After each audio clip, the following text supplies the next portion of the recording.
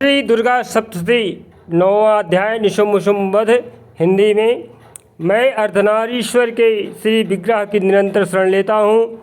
उसका वर्ण बंदूक पुष्प और स्वर्ण के समान रक्त पीत मिश्रित है। वह अपनी भुजाओं में सुंदर अक्षमाला पाश अंकुश और वरद मुद्रा धारण करता है। अर्धचंद्र उसका आभूषण है तथा वह 3 नेत्रों से सुशोभित है। राजोवाच।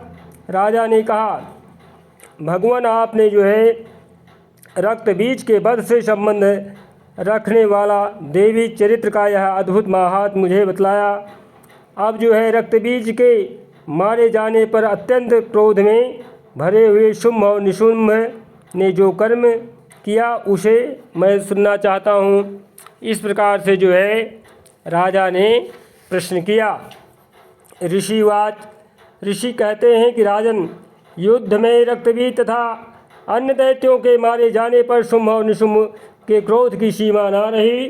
अपनी विशाल सेना इस प्रकार मारी जाती देख करके निशुंभ अमर्ष में भर करके देवी की ओर दौड़ा। उसके 7 असुरों की प्रधान सेना थी। उसके आगे पीछे तथा पार्श्व भाग में बड़े बड़े असुर थे जो क्रोध से ओंठ चबाते हुए देवी को मार डालने के लिए आए। महापराक्रमी शुंभ भी अपनी सेना के साथ मातृगणों से युद्ध करके क्रोधवश चंडिका को मारने के लिए आ पहुंचा। तब देवी के साथ शुंभ और निशुंभ का घोर संग्राम छिड़ गया। वह दोनों दैत्य मेघों की भांत बाणों की भयंकर वृष्टि कर रहे थे। उन दोनों के चलाए हुए बाणों को चंडिका ने अपने बाणों के समूह से तुरंत काट डाला और शस्त्र समूहों की वर्षा करके उन दोनों दैत्य पतियों के अंग भी चोट पहुंचने लगे। निशुंभ ने तीखी तलवार और चमकती हुई ढाल लेकर के देवी के श्रेष्ठ वाहन सिंह के मस्तक पर प्रहार किया। अपने वाहन को चोट पहुंचाने पर देवी ने देखा कि वह अत्यंत निष्ठुर हो गया है। क्षुप्र नामक बाण से निशुंभ की श्रेष्ठ तलवार तुरंत ही काट डाली। माताजी ने क्रोध में आकर के उसकी ढाल को भी काट डाला, जिसमें 8 चांद जड़े थे, खंड खंड कर दिया। ढाल और तलवार के काटे जाने पर उस महान असुर ने शक्ति चलाई, किंतु सामने आने पर देवी जी ने चक्र से उसके भी 2 टुकड़े कर दिए। अब तो निशुंभ क्रोध से जल उठा और उसने दानों ने देवी को मारने के लिए शूल उठाया और फिर अगला प्रयास करना प्रारंभ करने वाला ही था, किंतु देवी ने समीप आने पर भी उसे भी मुक्के से मार करके चूर्ण कर दिया। तब उसने गदा घुमा करके माता चंडी के ऊपर चलाया, परंतु वह देवी भगवती के त्रिशूल को काट करके भस्म हो गई।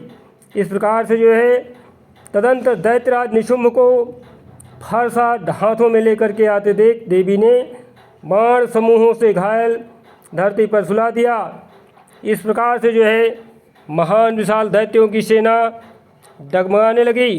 देवी जी के इस पराक्रम को देख करके वह महान असुरराज दैत्य फिर भी मन में हिम्मत धारण किया हुआ है, लेकिन अंदर ही अंदर कमज़ोर हो गया।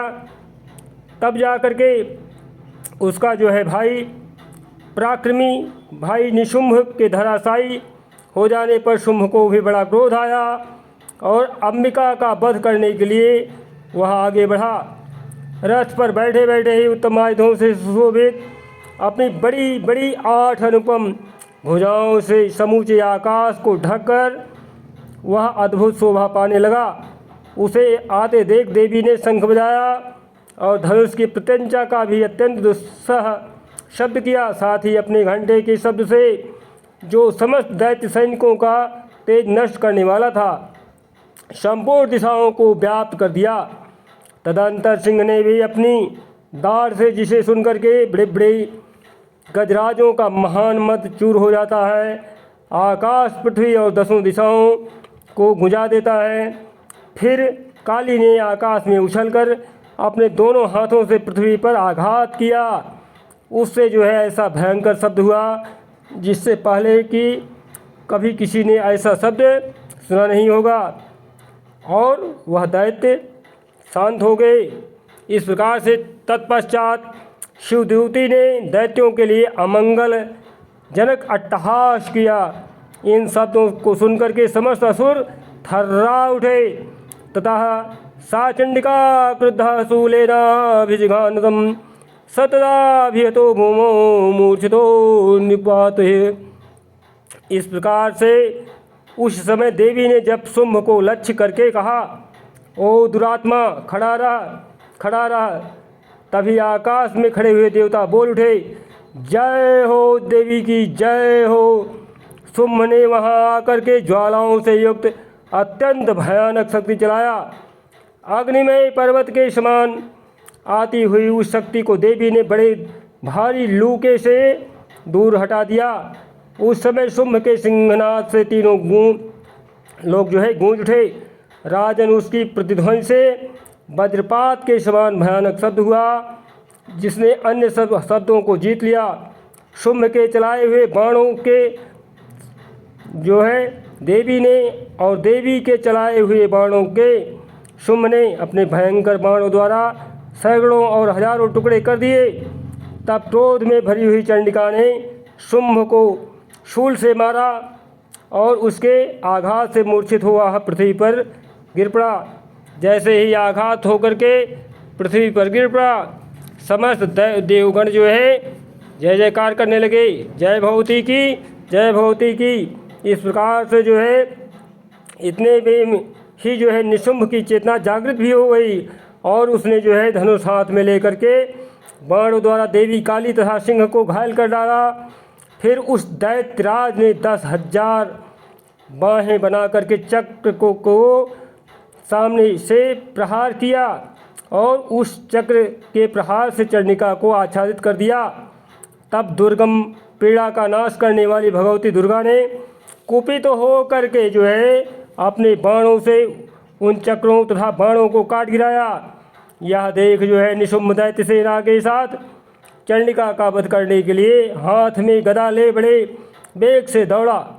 उसके आते ही चंडी ने तीखी धार वाली तलवार से उसकी गदा को शीघ्र ही काट डाला। तब उसने शूल हाथ में ले लिया। देवताओं को पीड़ा देने वाले निशुंभ को शूल हाथ में लिए आते देख चंडिका ने वेग से चलाए हुए अपने शूल से उसके छाती को छेद डाली।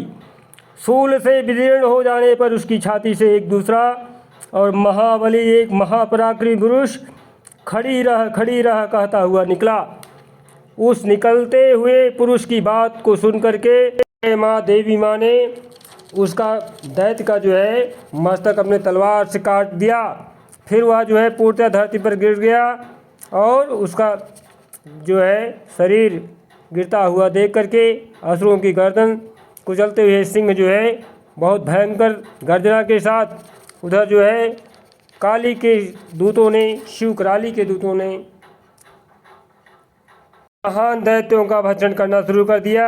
इस प्रकार से महादैत्य नष्ट हो गए। ब्राह्मणी के मंत्रभूत से जल से निस्तेज होकर के गिर पड़े और समस्त दैत्य धराशायी होकर के भाग निकले। जो बचे खुचे लोग बाराही के धनुषों से आघात होकर पृथ्वी पर कचूमन निकाल दिया। इस प्रकार से वैष्णवी ने भी अपने चक्र से उन दैत्यों के टुकड़े टुकड़े कर डाले। ऐन्द्री के हाथ से छूटे हुए वज्र से कितने दैत्यों के प्राण निकल गए। इस तरह से माता शेरावाली का पूरा हुआ अध्याय। जय